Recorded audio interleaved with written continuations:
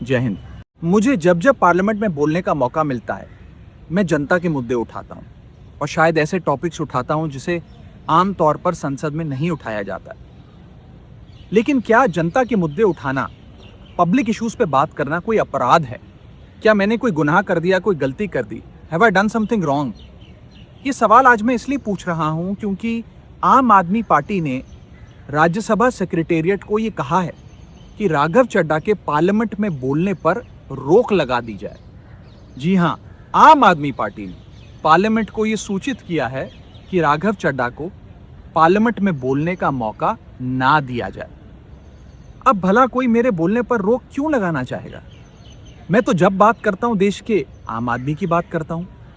Airport पर मिल रहे महंगे खाने की बात रखी, जोमैटो ब्लिंकिट के डिलीवरी राइडर्स की प्रॉब्लम रखी, खाने में मिलावट का मुद्दा उठाया, टोल प्लाजा लूट से लेकर बैंक चार्जेस लूट की बात करी, यहाँ तक कि मिडिल क्लास पे टैक्स के बोझ से लेकर कंटेंट क्रिएटर्स पर स्ट्राइक क्यों करी जाती है, टेलीकॉम कंपनियां कैसे 12 महीने में 13 बार हमसे रिचार्ज कराती हैं, डेटा रोल ओवर नहीं देती हैं, रिचार्ज खत्म होने के बाद इनकमिंग रोक देती है, तमाम इश्यूज मैंने सदन में उठाए।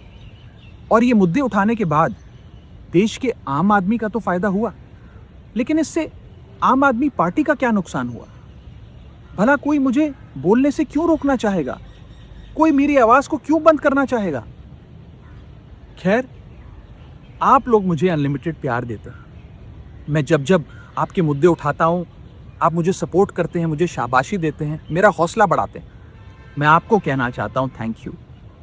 ऐसे ही मेरा हाथ और मेरा साथ थामे रखिएगा, छोड़िएगा मत। मैं आपसे हूं और मैं आपके लिए हूं। और जिन लोगों ने आज पार्लियामेंट में मेरे बोलने का अधिकार मुझसे छीन लिया, मुझे खामोश कर दिया, मैं उन्हें भी कुछ कहना चाहता हूं। मेरी खामोशी को मेरी हार मत समझ लेना। मेरी खामोशी को मेरी हार मत समझ लेना। मैं वो दरिया हूं जो वक्त आने पर सैलाब बनता है। जय हिंद। मुझे जब जब पार्लियामेंट में बोलने का मौका मिलता है, मैं जनता के मुद्दे उठाता हूं और शायद ऐसे टॉपिक्स उठाता हूं जिसे आम तौर पर संसद में नहीं उठाया जाता है। लेकिन क्या जनता के मुद्दे उठाना, पब्लिक इश्यूज पे बात करना कोई अपराध है? क्या मैंने कोई गुनाह कर दिया, कोई गलती कर दी? Have I done something wrong? ये सवाल आज मैं इसलिए पूछ रहा हूं क्योंकि आम आदमी पार्टी ने राज्यसभा सेक्रेटेरिएट को ये कहा है कि राघव चड्ढा के पार्लियामेंट में बोलने पर रोक लगा दी जाए। जी हाँ, आम आदमी पार्टी ने पार्लियामेंट को ये सूचित किया है कि राघव चड्ढा को पार्लियामेंट में बोलने का मौका ना दिया जाए। अब भला कोई मेरे बोलने पर रोक क्यों लगाना चाहेगा? मैं तो जब बात करता हूं देश के आम आदमी की बात करता हूं।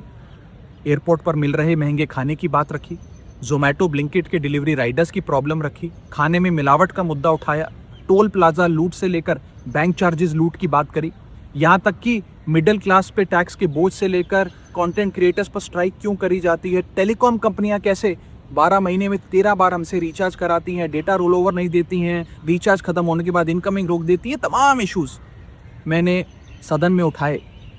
और ये मुद्दे उठाने के बाद देश के आम आदमी का तो फायदा हुआ, लेकिन इससे आम आदमी पार्टी का क्या नुकसान हुआ?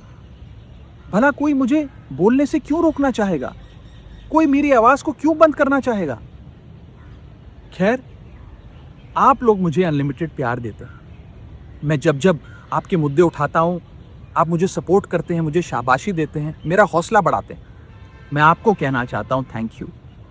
ऐसे ही मेरा हाथ और मेरा साथ थामे रखिएगा, छोड़िएगा मत।